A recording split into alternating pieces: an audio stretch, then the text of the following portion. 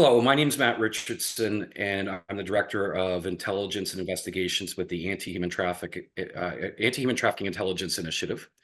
And today we're bringing it's an increasingly important topic. How do we protect our kids and our families in the online environment as the landscape is ever changing?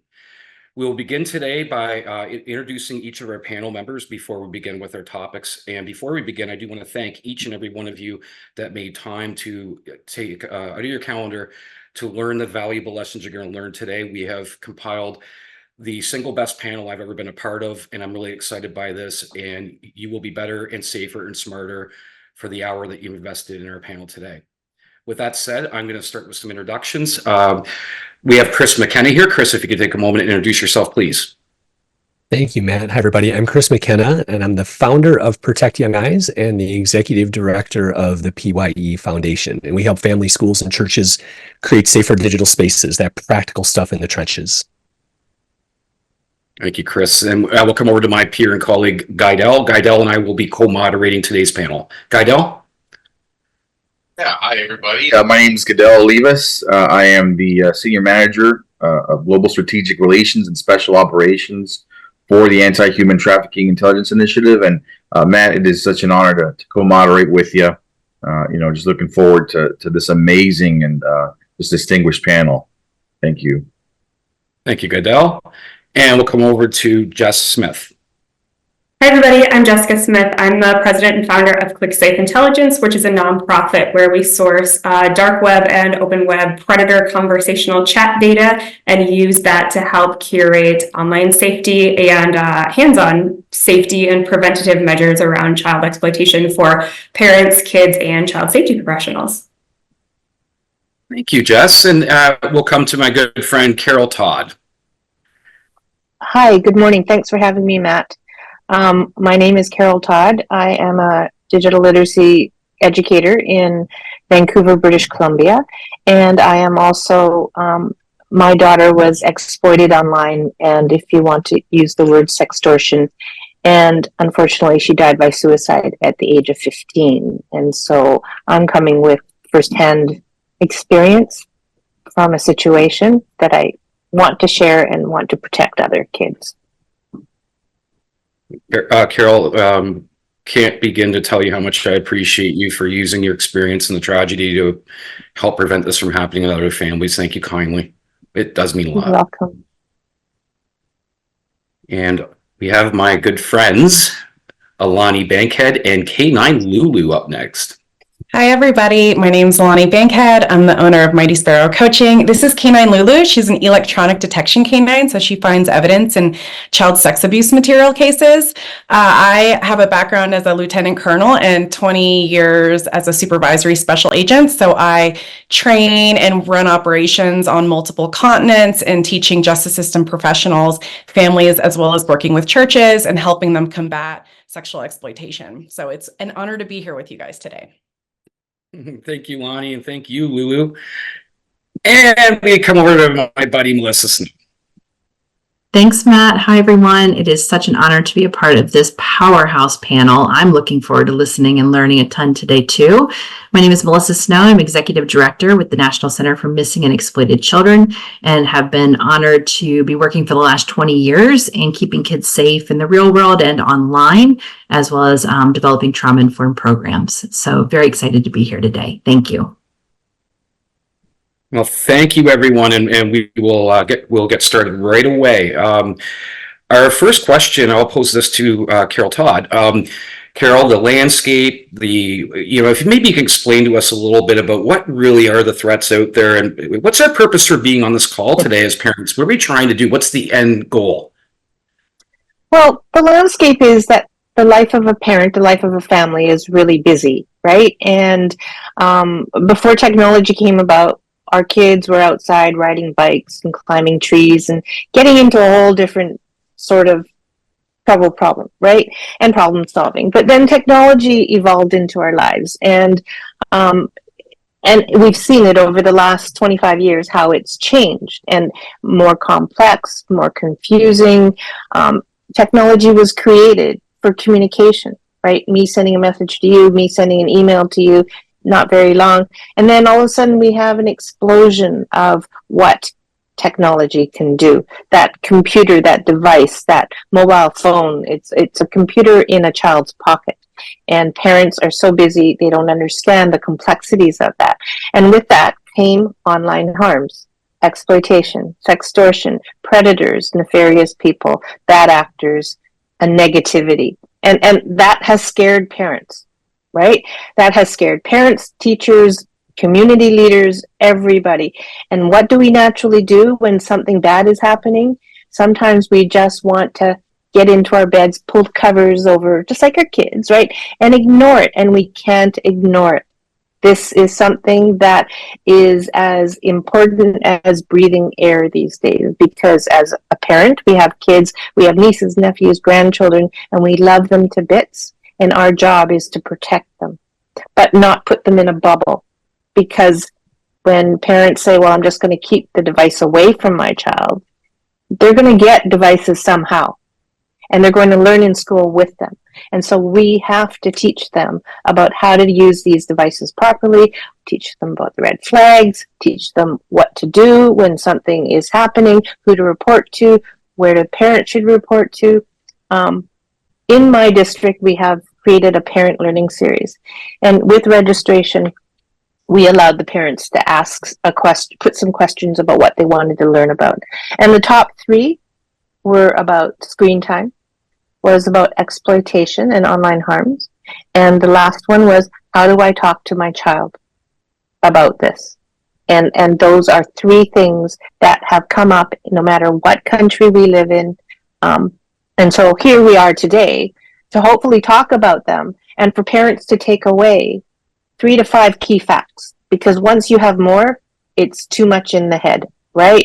But we want them to go and learn more. And NCMEC, right? NCMEC has great resources and great lessons. And so pushing, pulling, creating resources where parents can go to learn more after they have listened to all of us talk is a beneficial tool. And so that's what I hope to share and get out of this. Thank you, Carol. And you mentioned NCMEC, and what a great segue. I'd like to come to you, Melissa, with a question, because I can't think of anyone better on the planet that can speak to the scope and the scale and the breadth and depth of this issue. Do you have anything to share in terms of volumes of reports or emerging trends that you would like our parents to know about today? Sure. Thanks so much, Matt and Carol. So I'm really careful in mindful and when I share data, because I want to make sure that we're recognizing that every data point that I share is not just a number, right? It is a kid, it is a family, it is somebody's story who was significantly impacted.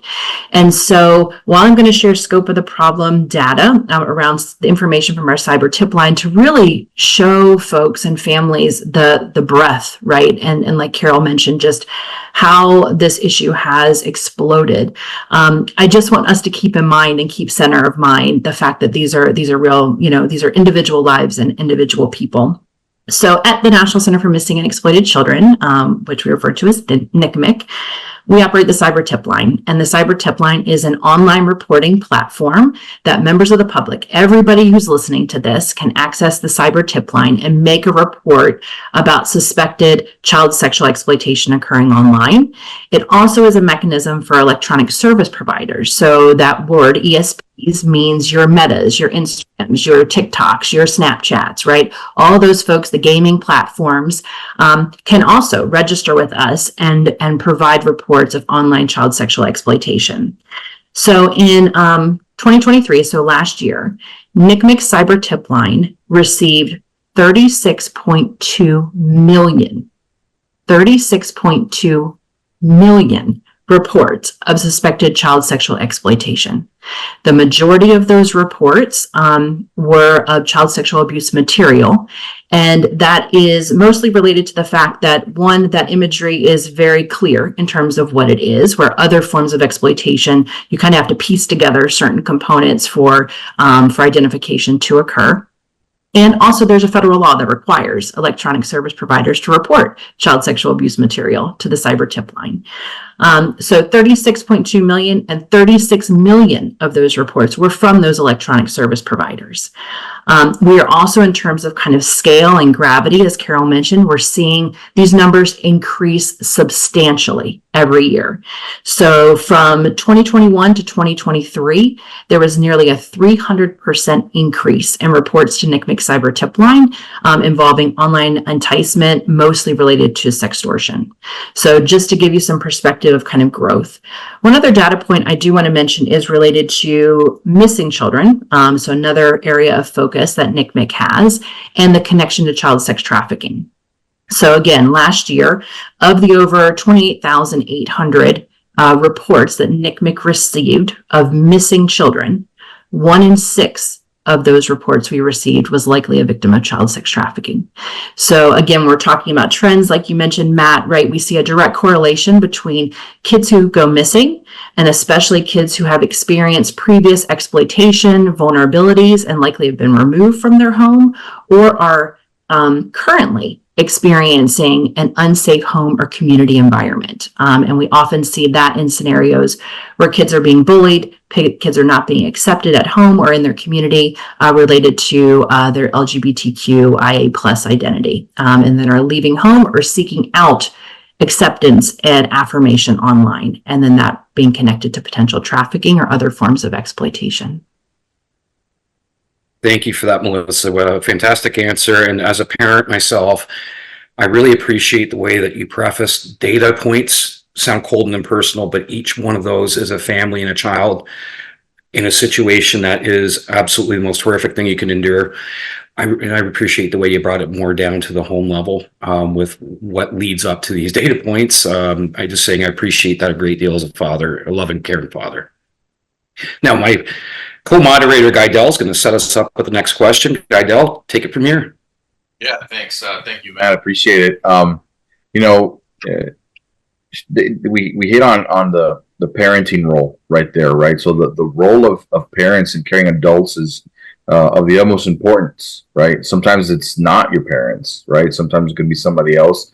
I want to ask, and we'll go with Jessica, how or what I should say, what proactive steps can parents and caregivers take to ensure their children's safety, online? Great question. I would say this is probably one of the most popular questions out there that parents ask of us, just kind of like Carol said. There are tons of different things that parents can do. It doesn't have to be scary or overwhelming. I know that tech in general is overwhelming. We're always seeing new apps and games and online platforms out there. But some of the really, really easy things that they can do are establishing family rules where everybody participates in this, not just the kids or the teenagers, because they don't want to feel like they're being punished or excluded, but something as simple as no devices in bedrooms or bathrooms, particularly bedrooms, overnight. So simple. Everybody puts their devices in one central location. Unfortunately, sometimes it has to be kind of a contained or locked location, so there's no sneaking.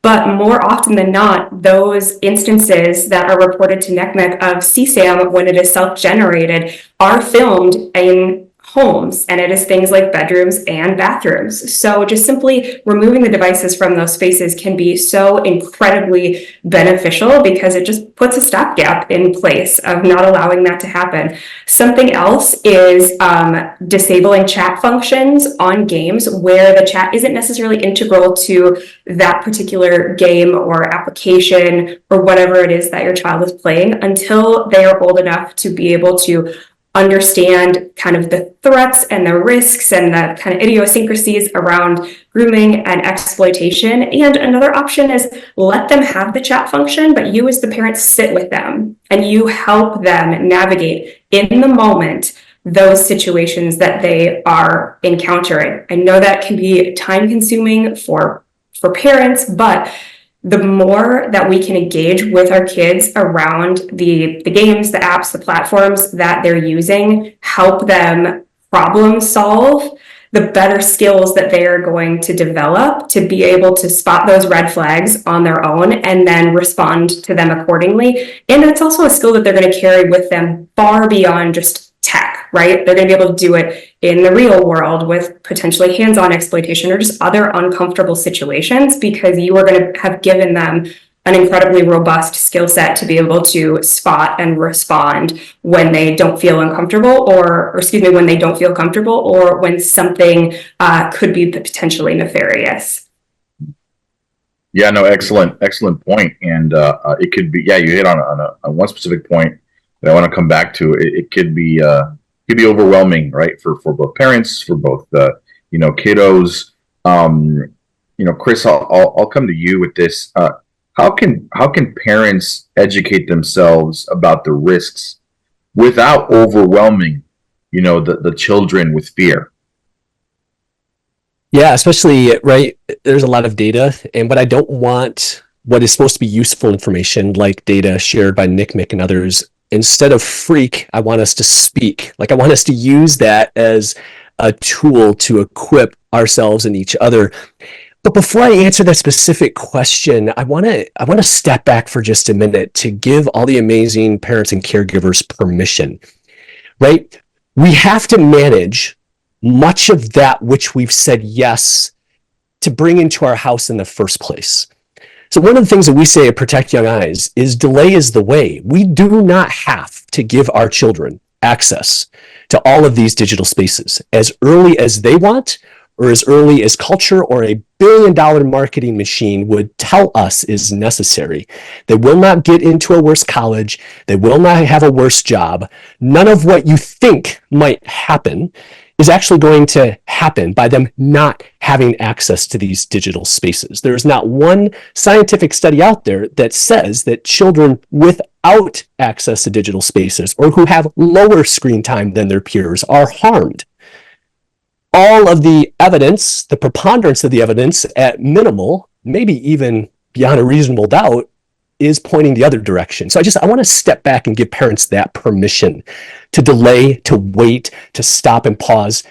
We're more responsible for our children's future wellness than we are their current happiness. And I want us to make digital decisions that set our children up for future wellness, even if they don't like it. No matter how many times they said, I'm the only one, and it's often not true. So I just want to start with that before we feel that we have to manage 10 devices and 10 things plugged in, which are all of the exact things we need to do if we have that many.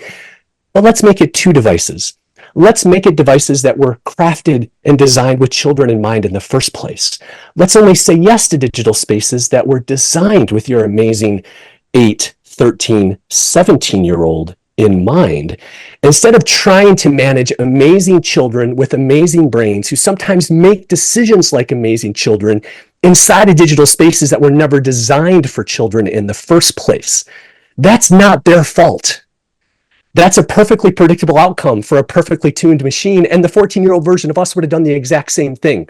So that's just me stepping back with some philosophies that I hope empower and encourage parents, that we're going to give a lot of practical ideas in this amazing group here.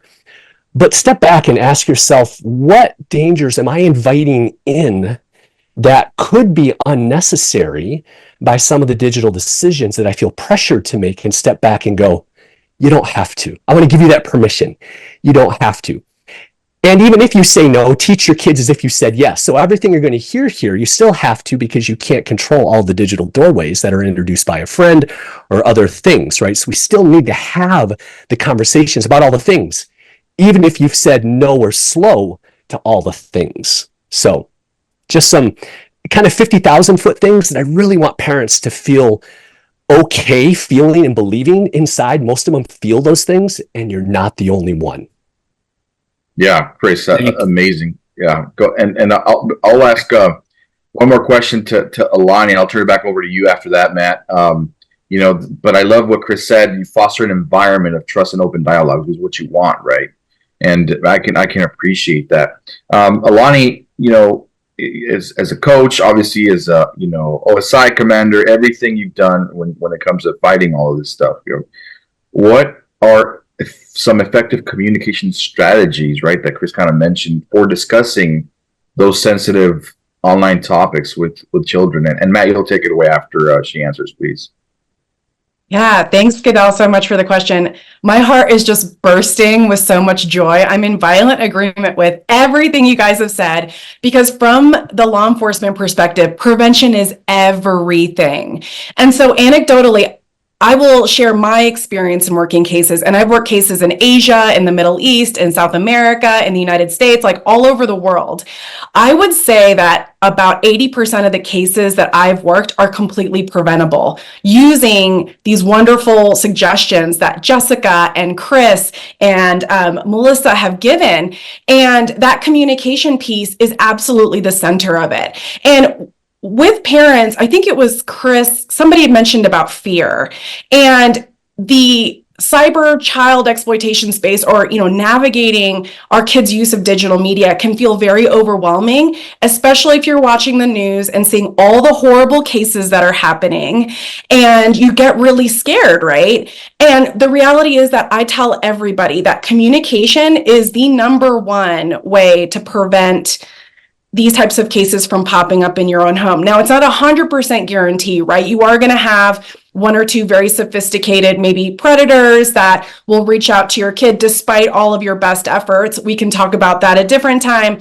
But in terms of general prevention that would minimize law enforcement's caseload exponentially, it would be having a conversation with your kids and saying, something to the effect of, we love you very much. Our goal is to let you express yourself, but also keep you safe. That's our role as your parent. And so sometimes we're going to do things that you might not like, but one day maybe you'll appreciate. Just like my parents did with me not going to sleepovers. I was so mad at them back in the day. And now I'm so grateful they didn't allow me to go to other people's sleepovers. And I understand that sometimes the relationship, especially in those teen years, can be very sticky with parents. Back in my teen years, it was AOL Instant Messenger era. And there are things that happen on there that I still haven't told my parents about. And I'm in my mid-40s, right? And so I tell parents, if you feel like your kids might not open up to you about this, help them identify a trusted adult who will, whether it's an aunt or an uncle or a school counselor. And then you go make that person your informant and they will tell you everything, right, that the kid brings up without burning your source. And so having that ability to create that safe space and articulate, like, this is our safe person, we're going to talk to them when something happens. The other thing is, I know as parents, like, you're going to freak out if you hear about anything. And so try to mentally prepare for a moment when that happens and be calm, because just like as a toddler, if your kid falls and you respond with a yay, they'll respond with a yay. But if you see them freak out, then the kid's going to respond with tears and that kind of thing. Your kids feed off of your energy. And so letting them know that, hey, we're not going to be mad at you. There might be some consequences, but we're going to be more relieved that you're telling us because we want to keep you safe. Another common misconception that I love that parents share with their kids is a lot of kids feel like they're going to get arrested by the police if they report anything. And so letting them know that, hey, the police are here to help you. They're not going to arrest you, even though the child knows if I take a picture, an inappropriate picture, and I send it, that was me. I did that. I'm going to get in trouble. Now, there's going to be a whole other conversation about consequences and appropriate behaviors. But in terms of your kid's safety, the goal is to communicate. Your safety is the most important thing above everything else. So those are kind of the high level points that I would share. But yes, everything that has been said is just music to my ears right now. Well, thank you ever so kindly, Alani. And a couple things before I go over our next question, panelist. To me, it's not if you make mistakes, it's when you do. And I adhere to, I believe it was Chris that said when we were 14, if we had this type of tech, we would have done most, if not all, the same things. And I would even ask us on the panel right now, who's glad that you didn't have social media and the internet when you were like 12 or 13? And I sure am. My mistakes lived and died in the 80s and 90s. There's permanent record of everything. And our kids are under such tremendous pressure that we never experienced in our childhoods, in our early teen years, at least anyway. So to bring some levity to it, it's not an if, it's a when. And I personally believe wholeheartedly in the trust and open dialogue and communication environment, because TikTok will change and there'll be a new one tomorrow and there'll be another one the following week.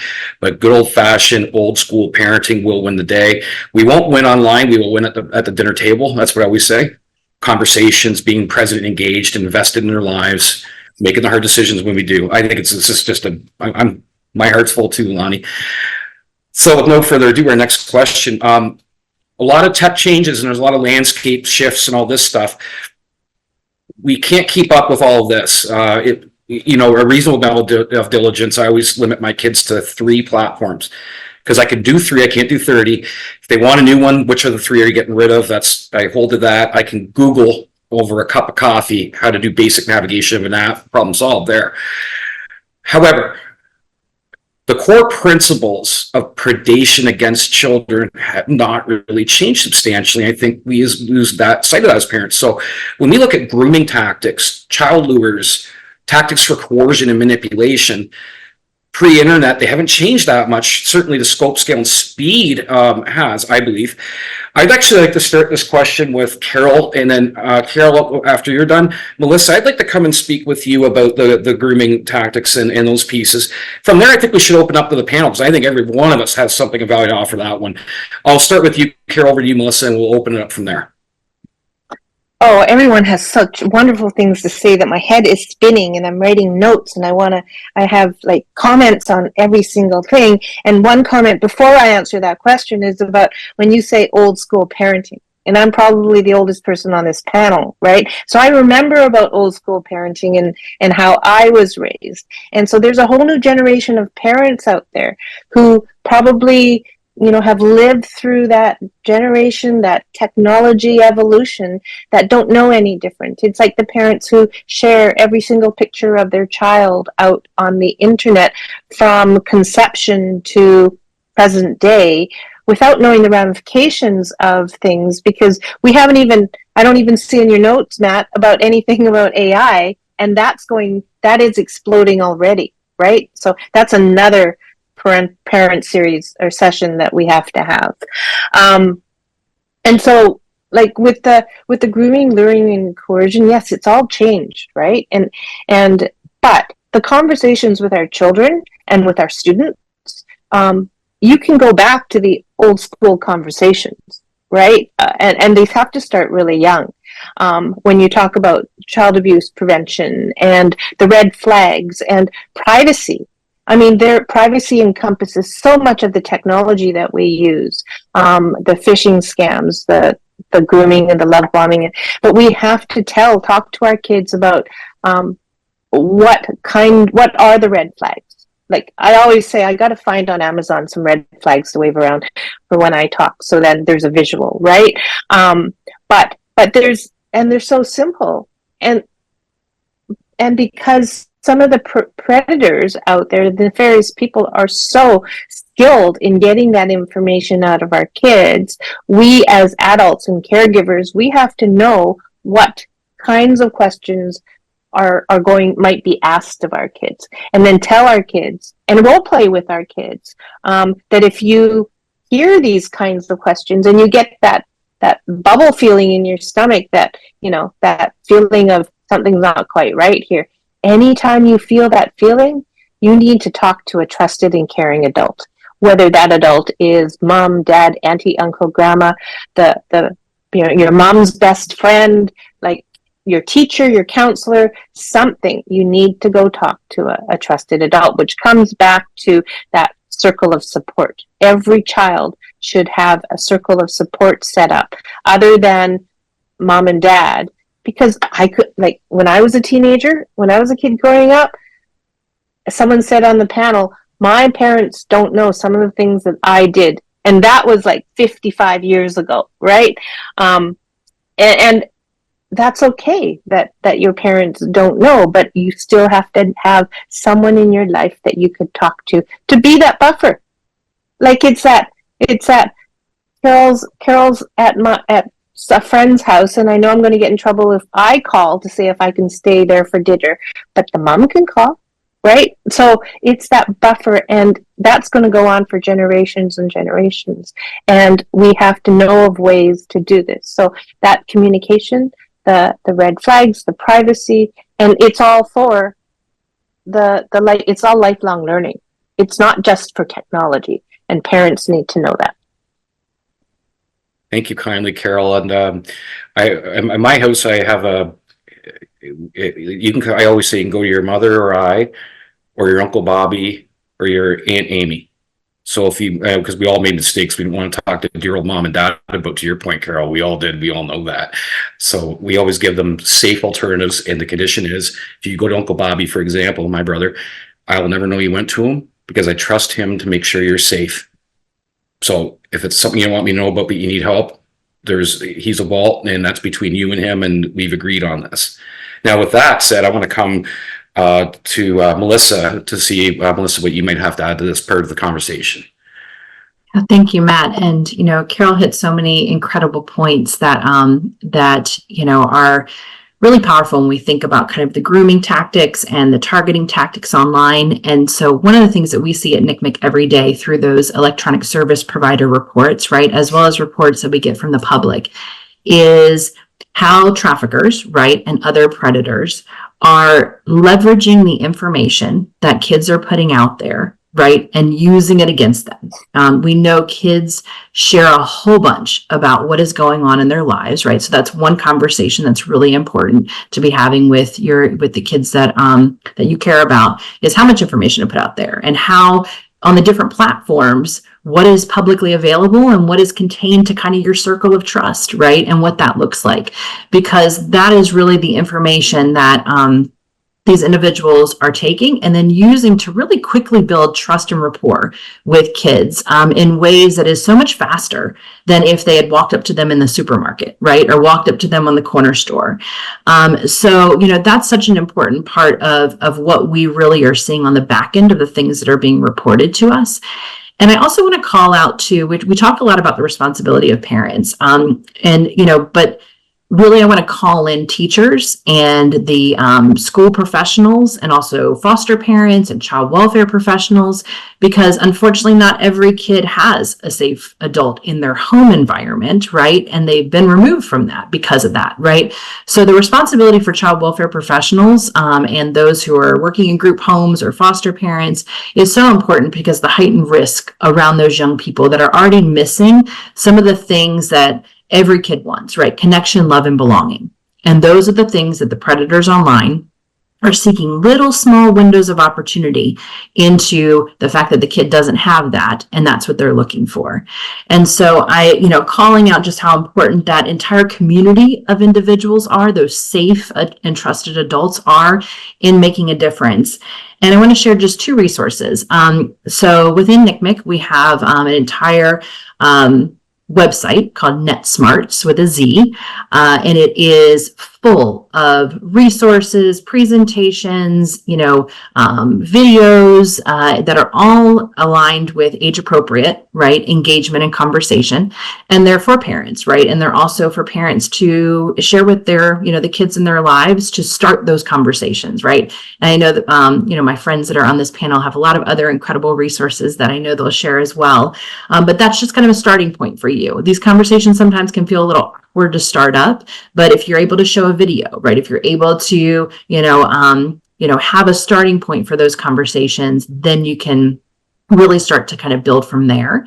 And one newer resource that NCMEC has just released is called No Escape Room.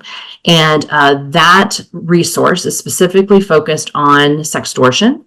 And it was developed based off of the reports that we were receiving from kids who were saying, I'm actively being sextorted and I need help. Please, somebody help me right now. As well as other types of reports we were receiving about how these types of threats evolve. So it is it's noescaperoom.org, and it is an interactive online film that is short, but it's kind of like the old school choose your own adventure, right? If you're old enough to remember those, right?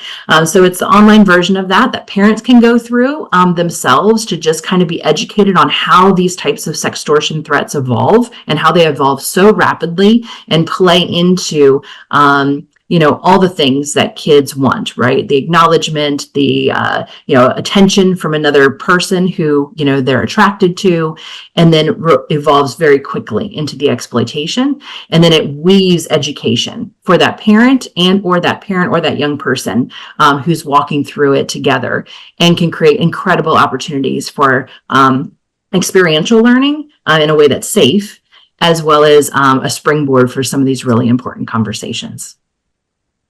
Thank you for such a thoughtful, lucid answer, Melissa, as always. And to all of our panelists, this is some fantastic information. Thank you, Carol, as well. This is a question, I think, as well, that our friend Chris can add some more points to. Chris, would you have anything to add to what we're discussing on this piece? Maybe just to augment a couple of the awesome points that I made already. Again, I kind of specialize in the tactical, like what can I do before church this weekend kind of stuff. Like what can I do before breakfast tomorrow kind of stuff. I love the idea of having that list of someones. We practice that in my house. Who are your someones? But just as a practical, it'll sound funny when I say it, but it's very important. Make sure that everybody who's on the someone you can talk to list knows that they're on the someone to talk to list. And I know that sounds kind of funny, like Blake going over to my mom's house and seeing something on the iPad, Grandma, private parts on the iPad, and Grandma freaking out, right? That sounds funny, but that's what I don't want to have happen, because here's the problem. Blake loves his grandma. Right? He loves my mom and would never want to do anything intentional to make grandma upset. And if Blake does the exact thing that dad has instructed him to do, and by doing that, it makes grandma upset, that creates a very confusing dialogue in Blake's brain about what happens when it happens again. Now there's that little lie in him that will convince him not to say anything for risk that someone will get upset. And so I just want to make sure that we complete that transaction, so to speak. It's one thing to tell that child who their list of people might be, but make sure that everybody is aware of what needs to take place. What are the steps? What does it mean that they're on that list? What are the words that you want that person, that trusted non-parent person, to say in that moment, so there's a shared vocabulary and a shared safe place for that amazing child to land, no matter who they talk to. So that's just one thing to add there. To build on something that Melissa just shared, I love Nick Mick's resources, and they've been so forward and very clear on the issue of sextortion, which cannot be overstated, right? Melissa, you share, is the number one issue impacting teen boys that ICAC units and NCMEC, at least, ICAC here in the United States and NCMEC is dealing with. And so what I think that points to is the scalability and speed at which these issues happen, which means that our conversations have to be frequent and brutally direct. One of the things that we say is, for the things that you want your kids to know online, say it so often that they're rolling their eyes and finishing your sentences. Because if they haven't done that, then you're not saying it enough, and the algorithm is winning over your voice, right? And then say very direct things, right? If you don't want your son, who's caught in a limbic system sort of emotional scheme, and it happens so fast because they feel it and they want it, Snapchat wants them to do it or whatever, like, walk through that scenario. Don't just tell them what to do. Practice, practice, practice. Dude, if you're in this situation, I don't care if it's 2 a.m. I want you to shake me, wake me up, and we are never sending pictures of your junk to anybody. I don't care what. Like, you say brutally open and honest. I even use a different phrase in there, but I don't want to offend anybody, a certain type of pick that rhymes. But anyway, I want to shock him into listening and going, dude, I'm on your side. Like, I got your back here. In that moment, we'll deal with the consequences later, but we got to battle that together. Come and get me. I am with you. And because of that scalability, it's not a bad kid issue. I can't tell you how many on the ground, like here in Michigan, sextortion issues, like good guys who in a matter of 3 hours are contemplating taking their life. That's a horrible spot for any young person to be in. I just want them to know what to do. So just some things as parents, again, hear some of the scary stuff. Man, put on those boots, get in, wherever time, car time, meal time, bedtime, shoulder to shoulder, have these conversations and be brutally open and honest with them so they know what to do. Thank you, Chris. Well, thank you, everyone. I'm actually feeling like let's go with the flow here because it looks like we have a lot to add to it. So, Guidel, I've got one more question after this back to you, but I would like to see if Jess or Alani have anything to add to this, or if Melissa or Carol have already spoken, have anything to add after we've spoken about that. From there, I want to come to you, Alani. We're going to talk a little bit about how we prepare to speak with law enforcement if we need to. Jess, would you like to add anything to the conversation on here? Yeah, absolutely. I think this is such an important piece of this kind of like holistic issue, because this is where both parents and kids and even teachers, everybody gets the most tripped up, right? So just three quick things. Something that Melissa said that I don't think it gets talked about enough. She called out teachers, right? And so many disclosures are what are referred to as like accidental disclosures, particularly for younger kids who might not understand what is going on, and they just happen to say something in a classroom. Or kids, especially school age, they spend almost more time with their teachers and their classmates than they do at home with us. So making sure that teachers are just as aware of those red flags and then they know what to do is incredibly important, because there is a very high likelihood and good chance that they are going to be the ones receiving the disclosure instead of parents. So just echo what Melissa said in terms of teachers. Second thing about kind of just like holistic grooming, and this particularly has to do with sextortion, and it's kind of it blew my mind a little bit when I learned it, but the threat actors are now using what we tell our kids, what we've historically told our kids as kind of those scare tactics to keep them away from this. They use those as a way to continue to control and reinforce fear in their victims. So things that we have previously said is like, look, if you send a nude and it gets out on the internet, you're never going to be able to get a job again. Your parents are going to be mad at you. All of your school friends are going to laugh at you and you're going to be embarrassed.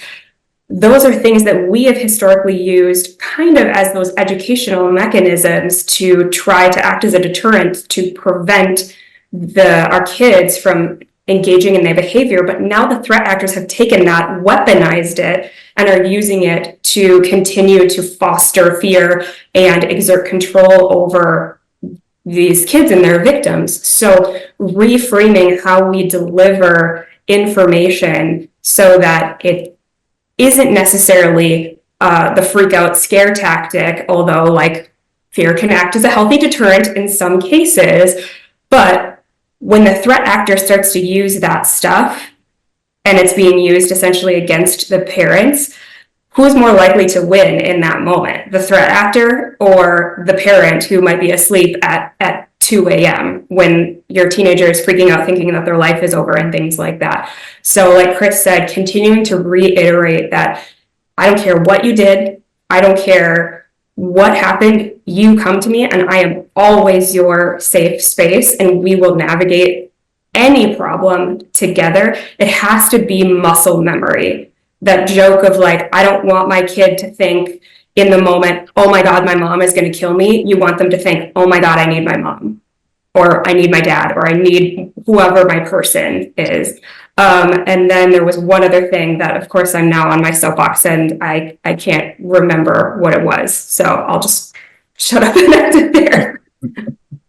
Thank you for that, Jess. I love the muscle memory analogy. If we're learning a sport, baseball, you go to the batting cage for 3 or 4 hours, a couple times a week, and then you start to get a quicker bat and better contact. Muscle memory, it's a knee-jerk reaction. It's an instantaneous organic response.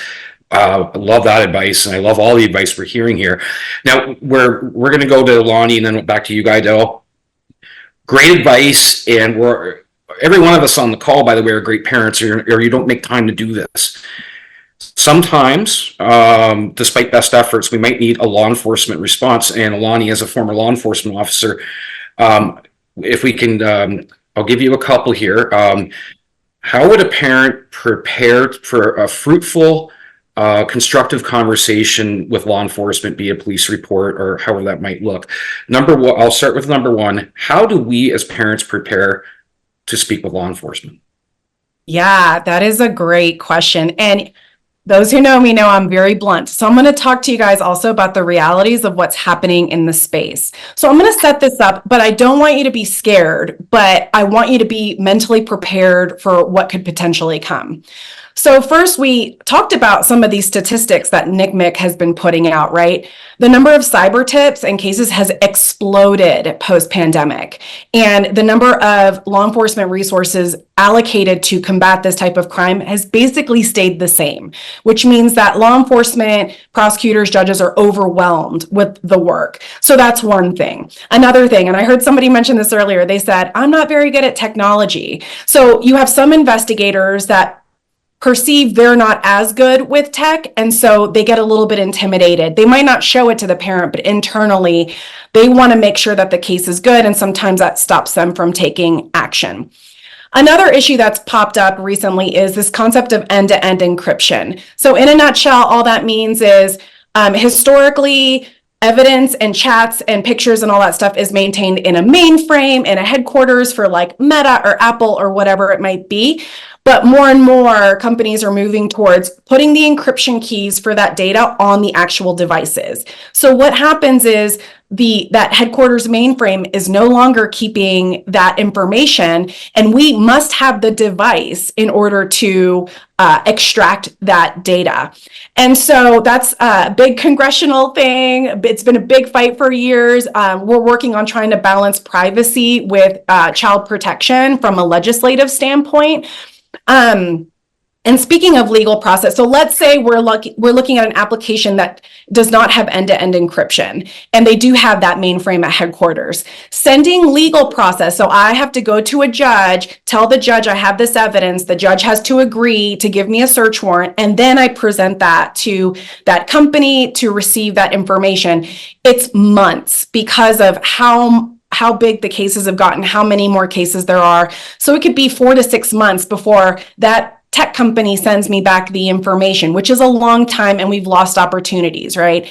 And of course, there's the whole element of sometimes your suspect is in another country, right? Sometimes they're in Africa or in South America. And then, what do you do? And then lastly, again, keeping it real, you've heard this term trauma-informed thrown around, which is very, it's new-ish to a lot of people. A lot of people on this call have never heard of it. It's the concept that we put the survivor or the victim at the center of the case. And unfortunately, there's still some old school law enforcement agencies and folks who, for them, their mission is the top, right? Their mission is, I'm investigating a crime, and it's all about me gathering the facts. Kind of like, not that they don't care about the victim, but the justice is the ultimate goal. So trauma-informed means we put the healing and the individual at the center of everything, and the case supports their healing journey potentially. So with that being said, training, sometimes you might get a law enforcement officer who doesn't have trauma-informed training, who might ask for things that are outside of protocol. I've heard plenty of times when they've said, oh, can you send those nude pictures to me over text? That's a big no-no. We don't do that, right? Or faxing or emailing evidence. Like, that's an indicator that they're well-intended, but they just don't know what they're doing. So with that being said, as a parent, to prepare for all of this, I want you to remember, help me help you. And so I have a little bit of a background in hunting terrorists as well. And in that world, we have this jargon where we identify, neutralize, and exploit. So those are our 3 big options with this. So when I come in as an investigator, I want to identify my bad guy. And then once I identify them, am I going to neutralize them? Meaning cutting their access off to the kid, or am I going to exploit that opportunity? And so remember, we're not going to freak out in front of our kids as much as possible. Try not to delete evidence or yell at the suspect in any way, because that limits our ability to go proactive operationally. And so there is an option for parents to give written consent to law enforcement to take over that account, that social media account where the interactions are happening. So I can pretend to be your kid online and lure that suspect into meeting. And then we can put handcuffs, and now we have accountability, and now we have a court case, right? And so if you don't delete the evidence, now we have all these options to create that justice and create that safety for you, your family, and your kid. Now, a lot of times I show up to the house and the parents are like, we freaked out, we yelled at them, told them they were a bad person, we deleted the account, all those things. It's okay. Like, it's not horrible. You neutralize the threat, right? You cut off access to your kid. So that's still a win. For me, strategically, I want to catch that guy because statistically, they've also been exploiting 8 to 9 other kids, depending on the studies that you're looking at. But if that doesn't happen, that's totally okay. And so, keeping all of that information, having the devices handy, being mentally prepared for, I might ask for your permission to take over your kid's account. And then we're going to cut off that kid's access to re-engage with that suspect, because that does happen a lot of times. Also, don't be surprised if your kids are combative with law enforcement, because remember that perpetrators often are manipulating your child so that they don't trust you and they don't trust anybody in a position of authority. And this is something I talk about a lot in training with law enforcement is, people want to come in and help kids. And the first case they get, the kid's screaming at them and yelling and asking for their device. And the law enforcement officer saying, but I'm here to rescue you. I'm here to help. I don't understand what's going on. This is part of that manipulation. So as you can see, suspects can be very tricky in how they interact with your kids, but that's where that communication and that love and those boundaries come into play. So very high picture view on what parents can do to prepare for that conversation. Thank you so much, Alani, for that. Before we go to you, Goodell, Melissa has her hand up, and I'd like Melissa Snow to jump in and weigh in on our topic. Thanks, Matt. I'll keep it brief. So Alani is the kind of law enforcement that you want on every single kind of case, right? I mean, and so what I think is important for folks to know on this that are listening to this is like, how do I get to that kind of person? How do I get to specialized law enforcement who are going to know some of the tips, the tricks, the approaches, the grooming tactics, right? All the things, and then have access to the specialized resources to do the proper investigation. And so I just want to flag for folks that in most communities, it may not be your local law enforcement, but maybe it's your county law enforcement, maybe it's state, maybe there's a task force, but there often is a specialized law enforcement entity, whether it's an Internet Crimes Against Children task force, whether it's a human trafficking task force or specialized detective that knows more about these types of issues than maybe somebody else that works in that same law enforcement agency. And so getting to the right law enforcement is a really important first step. And I'm just throwing out there that NCMEC can help with that, right? So any report that's made to the cyber tip line, any report that is made to us about a missing child, one of our roles as the National Clearinghouse on missing and exploited child issues is that we've developed these relationships with these specialized law enforcements, with these task forces, both in the United States as well as around the world. So when that report comes into us, we're not only acting as a liaison between that reporting party, that parent, that child welfare professional, but we're also adding value to the information that's been provided in that tip, and then getting it out to the law enforcement agency or individual who is specialized and also in that jurisdiction to be able to address that. So if you're ever struggling with, I have this information, not only can you report it to NCMEC, but also if you're having trouble navigating or getting the attention that you're trying to get or get to the right person who can focus on that issue, please don't hesitate to reach out. Yeah, thank you. It's amazing information. I got an opportunity to meet Fallon McNulty, your director of the cyber, tip line at the TrustCon, right in San Fran. She had some great insight, and agree wholeheartedly with you and her on everything. So thank you for sharing all of that. Jessica, I'll turn it over to you. You guys know there's so many technologies out there that can help parents do this, right? And for the sake of understanding, for example, ClickSafe intelligence, right, on how it protects the children from online threats and mitigating, identifying all the exploitation cases. So what can you share, right, as how you guys work to really help with all this whole being in the fight, right, with all of this? So because ClickSafe is geared towards more that prevention thing, like Alani said, like that's going to be the biggest part of kind of stopping this or putting a dent in this issue. We're never going to be able to prosecute our way out of it. We're never going to really be able to prevent our way out of it either, because it is such a, 10-headed monster, and we really all have to work together to be able to keep our kids safe here. So making sure for us that all of our education is geared towards individualized audiences and really meeting kids where they're at. So Thorne shared something just last week when we were in Australia at YTBC. They kind of made the comment that sexting and sharing nudes is like the new second base. And again, that's one of those things, like, you kind of freak out and go, what? No, like, we can't. But that's the reality of how the world is changing. And so being able to go, okay, I might not like it, but like, that's the way it is. That is the new kind of cultural norm for preteens and teenagers. So what can we do from a research perspective, from an intelligence curation, and from an educational content development that acknowledges that there are just new and novel approaches to grooming. There are differences in the way that technology operates. There are differences in audiences when we look at how LGBTQIA+ kids and teens are victimized compared to heterosexual or cisgender teenagers. We have to make sure that we're not just trying to slap a Band-Aid across this issue from a preventative education perspective.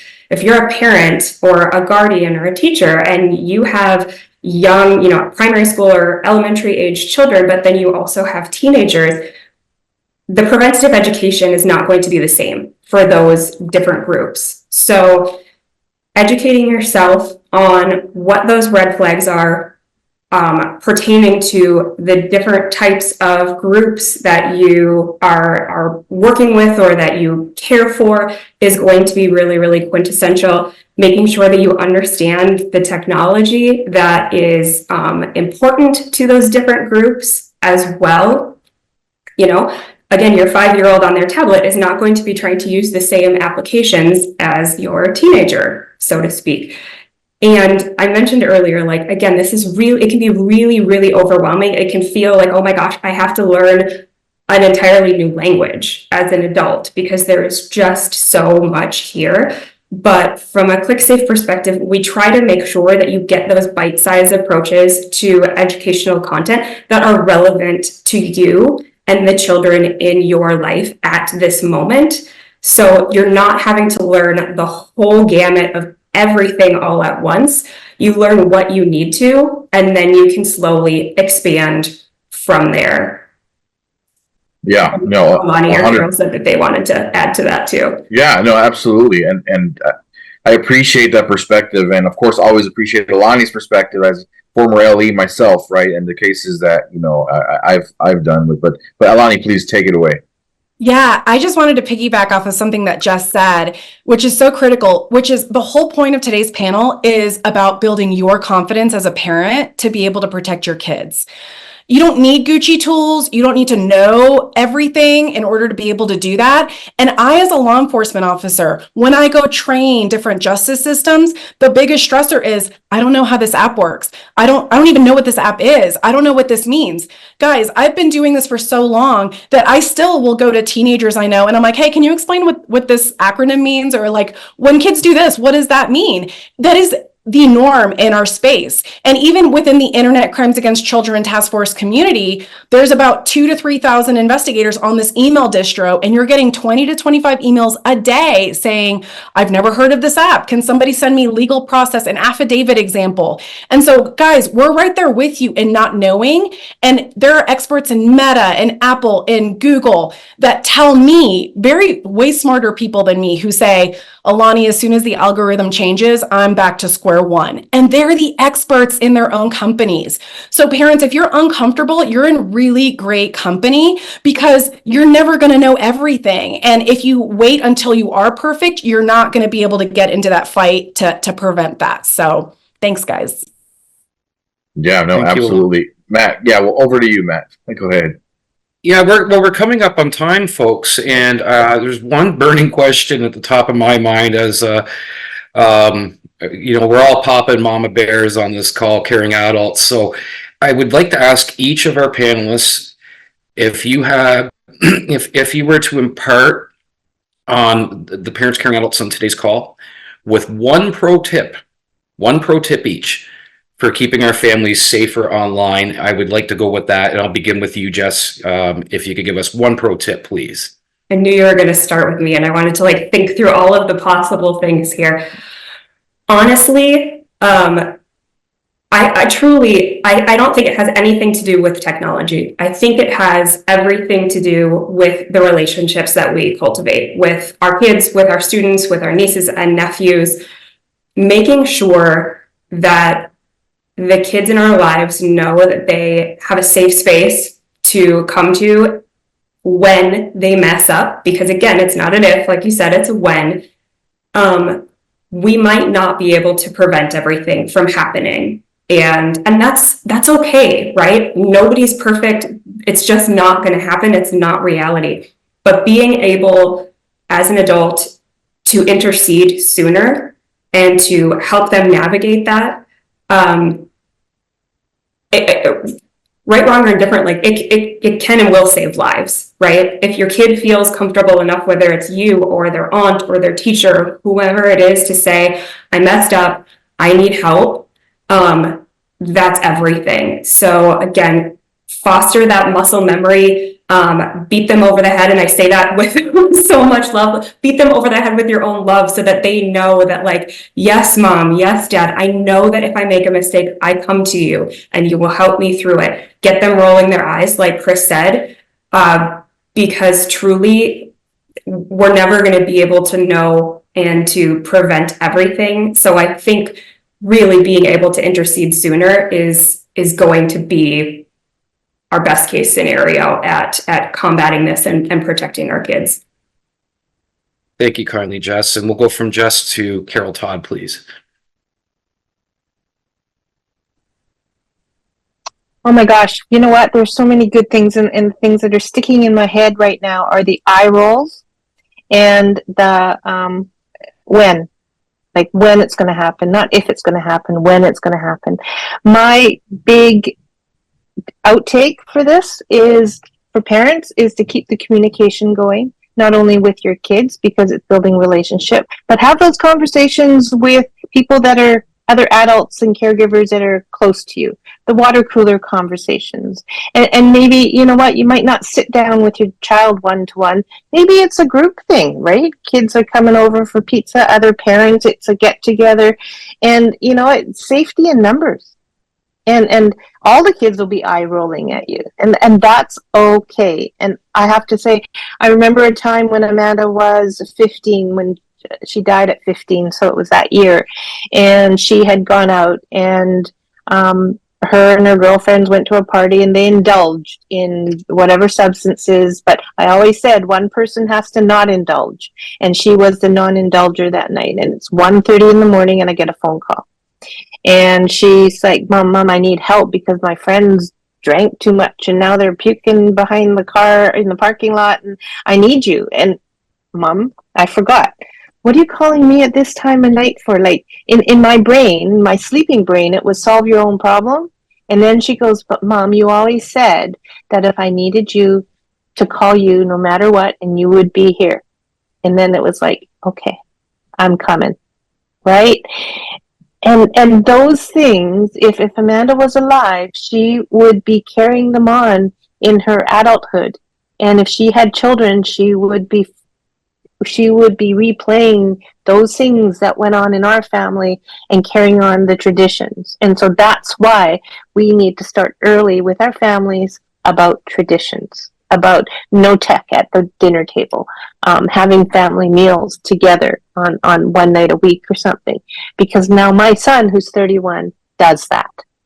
And so we build traditions and rules and eye rolling in our kids' heads so that they can raise their kids the same way.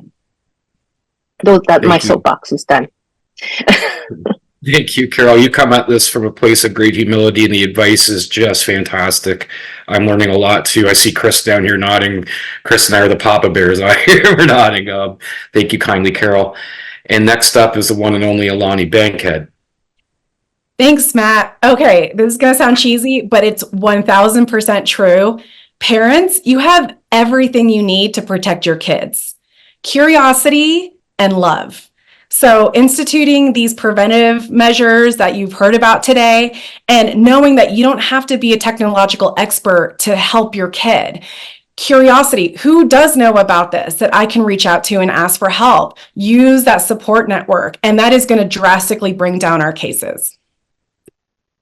Thank you, Alani. As always, I just love the way you phrase and frame everything too, with such energy and compassion. And all right, no further ado, we'll have Melissa Snow up next before we close with Chris. Melissa?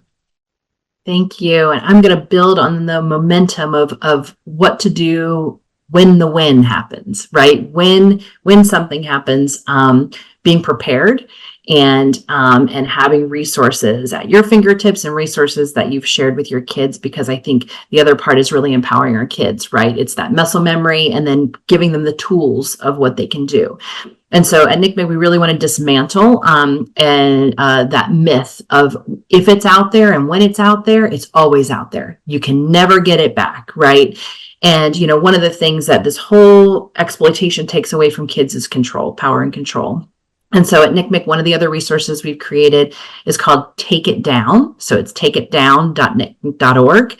And this is a free online service that, that kids, we wanted to put this resource in the hands of kids. And so it's a free online service for children and youth that they can use to stop the online sharing of images, or disrupt the sharing of those images. And so this resource is available for young people, and it is for nude, partially nude, or sexually explicit images of themselves that they've maybe shared with somebody that they trusted, and now all of a sudden they're worried that it's out there, or maybe somebody has coerced them to create. And so those they can, from their own device, they upload. It's a very simple process. There's 3 questions. They share the device from their phone. It never leaves. The image never leaves their phone. But the process is it changes into a hash value. And then NCMEC takes that hash value and then shares it back with participants in our program, which are a lot of the major social media platforms. And then that hash value runs in the background to either identify it, so if it's already being shared on the platform and take it down, or disrupts if it is uploaded in the future, and then it never gets shared. So I think that's a really valuable tool to just give the power back to young people, give them a tool where if they're worried about something, we can alleviate that worry, or if they know something has been shared out there, they can disrupt it. Well, thank you, Melissa. I love dispelling that myth that once it's out there, it's always out there. It's like Jesse mentioned earlier, fear could be a valuable tool, but I was never a fan of that. It sounds so permanent, and there's no recourse. And I just love the idea that you've come up with a program that gives them hope, or that there was never hope before. So I'm glad you shared about that program. I'm a big fan. And my friend Chris, you'll be up, and when you're done, we will close up our call today. Chris, one pro tip, man. Great. Yeah. And we take it down with all of our high school presentations, Melissa. So I'm so thankful that NCMEC has created that. So I'm going to go super practical, right? So we always look for an equal balance between both relational and technical solutions in a house. There needs to be some balance there, right? We can have all the conversations, but if all you do is talk about it and don't have a router or filter or technical things in place, then a moment of weakness will still weaponize a child's amazing curiosity, and we need to stop that. So here's what I would say. The router is the most important and undervalued digital device in every single home. Every home needs a router with filters because it is the doorway to the internet. Now, that prevents harm to young, curious kids most often, and that's what I want to avoid, is accidental early childhood exposure to explicit content. A router can help that. Most of the devices that young kids use are Wi-Fi dependent, like PlayStations and smart TVs, which are really just big smartphones hanging on the wall these days, and Chromebooks and tablets and Kindles. These only get to the internet through a router. But they also have great utility for older kids because burner devices, because we have a sickness in America, we never throw away any of our old Apple products, and we keep all the boxes too for some reason. And all those old iPhone 6s and 8s and 10s and SEs and 2020s, you know what they are? They're all iPods waiting to connect to the internet. And kids hand them around like candy. You can punish and take your kid's device away, but you know what? There is some kid at school with a locker full of old Apple products, handing them out to other kids, and they use them on Wi-Fi all over the place, and they've circumvented everything you've tried. A router that has features like mine, that even if the kid knows the password, if it doesn't recognize the IP address of that device, it won't let it in unless I give it permission, right? So routers have great utility to protect both young and old from themselves sometimes, so that if you said no at night, because nothing good happens at night, darkness, bedrooms, and boredom are the toxic trio for anybody, whether you're 414 or 40, and routers can help prevent some of that behavior at night. And nobody ever thinks about it. It's collecting dust. So hug your router. We have some we recommend. We've written all about them. So if that's like way too technical for you, don't despair, but do something, because chances are yours needs a little bit of help, and we would love to help you do that. So there's my practical advice. Hug your router. I'll end in a really weird, awkward way for you there, Matt. There you go. I love it, Chris. Hug your router. Let's not forget, if we don't know, Chris has given great advice here. All of these things are easily Googled on your phone over a cup of coffee. You can do this. You got it. The hard part, you showed up today. And as mentioned earlier, it's all about love and investment of time in our kids. And you're already showing that you've done that. Great advice, Chris. The rest of it's easily Googleable from there. So appreciate it. Before I hand off to Goodell with our closing remarks, I just want to thank each and every member of our panel today. You're all incredibly busy, highly esteemed, well-respected, and well-earned, by the way, in your fields. Yet you made time to come on here today out of your schedules, out of your lives, to help families across the world, anyone tuning in, be safer online. And we do that out of the greater good, the passion and the expertise when they come together. It's quite a wonderful thing to see. I know I've really enjoyed it. I'm honored to even be on the poster and here with you all today, because again, you were the best of the best in my humble opinion. So thank you for that. And I do want to thank Guy Dell for co-moderating, and Jennifer Moreau with the ATII. Today doesn't happen without Jennifer. Jen coordinates and pulls all of our crazy schedules together. It makes all the arrangements. And the last thing before over to you, Goodell, thank you to each and every one of you amazing parents and caring adults for taking time for your busy schedules to come and learn about ways that you can better protect your children. As Lonnie mentioned, we don't want to see you have to go to law enforcement. Prevention, an ounce of prevention is a pound of cure. And I am confident that you are smarter, safer, and more empowered today than you were an hour ago when we started. Guydell? Yeah, awesome. Thank you, Matt. Well, I just want to say to everybody, thank you so much for joining us. We really, really appreciate it. To the audience out there, thank you so much for joining the Trust and Safety Symposium version of the Follow Money Fight Slavery Summit version 2024. Please feel free to reach out to these amazing people and moderator, Matt, or the amazing people from, NCMEC and just everywhere that we've had. It's just an honor to have you guys. Really appreciate you guys. And with that, we'll go ahead and close it out. Thank you for joining us.